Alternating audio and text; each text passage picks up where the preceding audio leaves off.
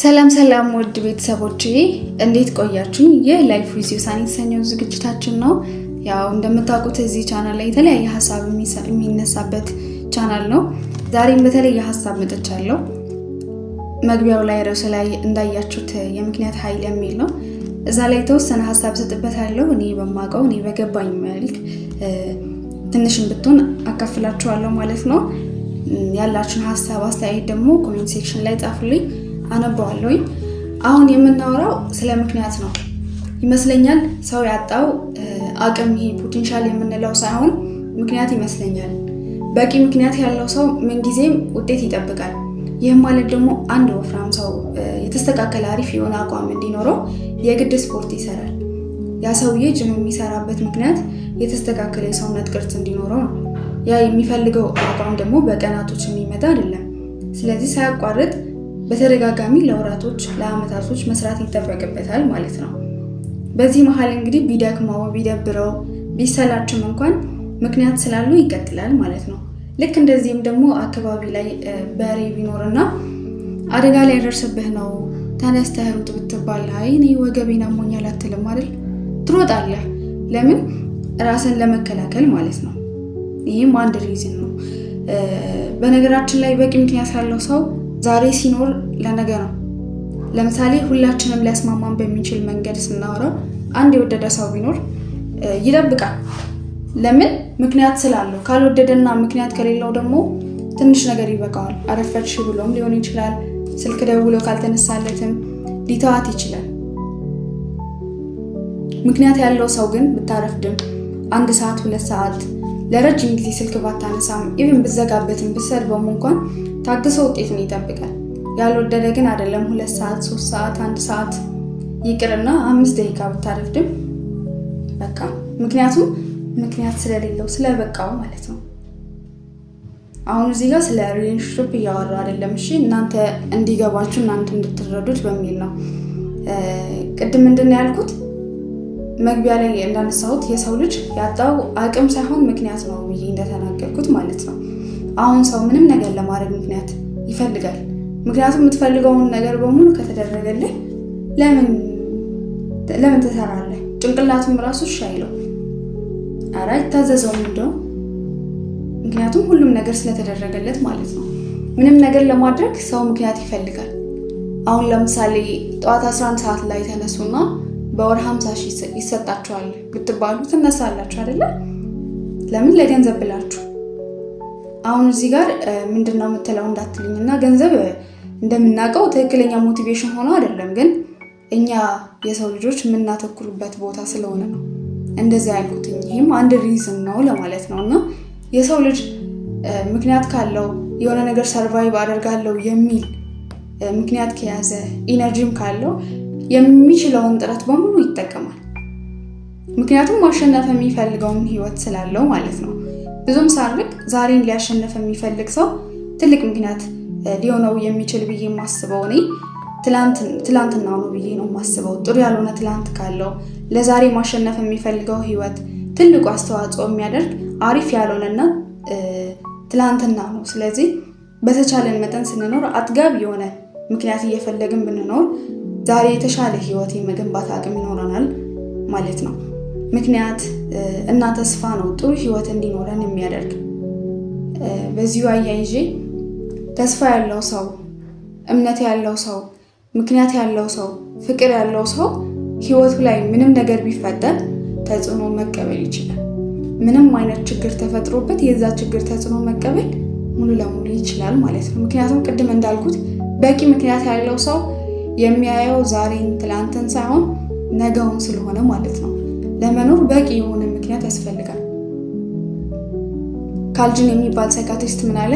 1/3 የሚሆኑ ታማሚ ሰዎች የምር ታመው ሳይሆን የሚመጡት ምክንያት ስላጡ ነው ለመኖር ይላል። ትክክል ነው። ለመኖር ለካ ምክንያት ያስፈልጋል። የምር ምክንያት ያለው ሰው ተስፋ አለው። በውስጡ ምክንያት የሌለው ሰው ግን በነፈሰበት ይነፍሳል፣ እንደ ጭስ ማለት ነው። ያው ጭስ ባገኘው ቀዳዳ አይደለ የሚወጣው፣ በነፈሰበት ይነፍሳል ማለት ነው። እንደ ሰው መቀበል የማንችላቸው ጥፋቶችም ያጠፋል። የማያስከብሩት ቦታ ላይ ይገኛል። ራሳቸው በመጠጥ ያደነዝዛሉ። ራስ አለማክበር ይመጣል፣ ራስ አለመጠበቅ ይመጣል፣ ራስን በሱስ ዓለም መስፈቅ የመሳሰሉት የሚመጡት ምክንያት ከማጣት ብዬ ነው የማስበው እኔ። እና እነዚህን ሁሉ ነገሮች የሚመጡት ምክንያት ሳይኖረን ሲቀር ለመኖር ማለት ነው። እና አሁን ደግሞ በቂ የሆነ ምክንያት እንዲኖራችሁ ያደርጋል ብዬ ከማስባቸው ውስጥ እምነት፣ ይሄ ባይብል ላይ ይነገረናል፣ እንዲሁም እንሰማቸዋለን። ይሄ በተለያየ ነገሮች እንሰማቸዋለን። እነሱ ምንድናቸው? እምነት፣ ተስፋ፣ ፍቅር ናቸው። ልብ አላልናቸውም እንጂ ውስጣቸው ውስጥ በጣም የተደበቀ ምን አለ? የተደበቀ ወርቅ አለ። ለምሳሌ እምነት ስንል የምናደርጋቸውን ነገሮች እንዲሳኩ እንደሚሆኑ ማመን፣ ዛሬን የምናደርጋትን ጢኒትዬ ነገር ነገ አድጋ ፍሬ እንደምታፈራ ለትልቅ ቁም ነገር እንደምታደርሰን ስንቶቻችንን ምንድነው ማመን ማለት ነው። በተጨማሪ ፈጣሪያችንን እንደሚያግዘን ማመን ምን ያህሎቻችን እርግጠኛ ነን? ዛሬ የምናደርጋቸው ነገሮች፣ ዛሬ የምንተክለው ተክል ነገ አድጎ ፍሬ እንደሚሰጠን ስንቶቻችንን ምናምነው? ስለዚህ ማመን ትልቁ ምክንያት ይሆነናል ለመኖር ማለት ነው። ሌላው ደግሞ ተስፋ ነው። አሁን እስኪ የምር ተስፋ ያለው ሰው የሚያስበው ነገ የተሻለ እንደሆነ ነው። ነገ የተሻለ እንደሆነ የሚያስብ ሰው ራሱ አደጋ ላይ ይጥላል እንዴ? የማይመጥነው ቦታ ላይ ይገኛል። ራሱ በመጠጥ ያደነዝዛል። ነገ የተሻለ እንደሆነ የሚያውቅ ሰው ዛሬ መቸገሩን ያያል? ዛሬ መራቡን ያያል እንዴ? ዛሬ ያለውን ማንነት ነገ እንደሚቀየር፣ ነገ የተሻለ ማንነት እንደሚገነባ የሚያምን ሰው፣ ተስፋ ያለው ሰው ዛሬ ባለው ማንነቱ አያፍርም፣ በጭራሽ አያፍርም። ምክንያቱም ነገ እንደሚቀየር ስለሚያምን። ተስፋ ያለው ሰው ነገ አሁን ያለው ማንነቱ ነገ እንደሚቀየር ስለሚያምን ማለት ነው። እና አንድ ምክንያት ሆነ ማለት አይደል ይሄ።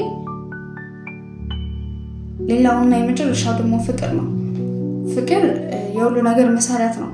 እንዲሁም ፍቅር ከሁሉም እንደሚበልጥ እዚህ ምድር ላይ ይነገረናል አይደል? በመጽሐፍ ቅዱስን በየሃይማኖታችን ይነገረናል። ምንም ነገር ስናደርግ በፍቅር ነው የምናደርገው። ፍቅር ከሌለን ያንን ነገር ማድረግ አንችልም። ብናደርግ እንኳን ከልባችን አይሆንም። ከልባችን ያላደረግነውን ነገር ደግሞ ምን አንጠቀምም፣ ጥረት አናደርግም ማለት ከልብ ላለማድረግ ጥረት አናደርግም፣ ይፈርት አንጠቀምም። ለምሳሌ ቤተሰቦቻችን የምንወድ ከሆነ መውደዱ ብቻ በቂ ምክንያት ይሆናል ብዬ አስባለሁ። ሰው ለእነሱ ስንል ጠንካራ መሆን ካለብን ጠንካራ መሆን ግድ ይለናል ማለት ነው። እነሱ እኛ እያለን እንዳይቸገሩ፣ እናታችን እኛ እያለን እንዳትቸገር፣ አባታችንም ሊሆን ይችላል። ለቤተሰቦቻችን ከሌላ መሆን እንችላለን ማለት ነው ፍቅር ካለን። ስለዚህ ምንም ነገር ለማድረግም ወደኋላ አንልም። ምክንያት እንዳለንም መመዘኛ ናቸው እነዚህ ነገሮች ብዬ አስባለሁኝ ማለት ነው።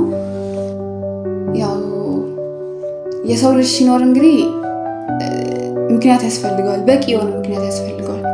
በቂ የሆነ ምክንያት ሲኖረው ምንም ነገር ለማድረግ ወደኋላ የሚልበት ነገር የለም ማለት ነው። ስለዚህ ስንኖር የምርም በተቻለ መጠን እኛን ሊያጠነክረን የሚችል ምክንያት ምንፈልግ፣ እኛን የሆነ ጥሩ ደረጃ ላይ ሊያደርሰን የሚችልን ነገር ምክንያት ፈልገን ብንኖር እላለሁኝ። ስለተከታተላችሁኝ እጅግ አድርጌ ነው የማመሰግነው።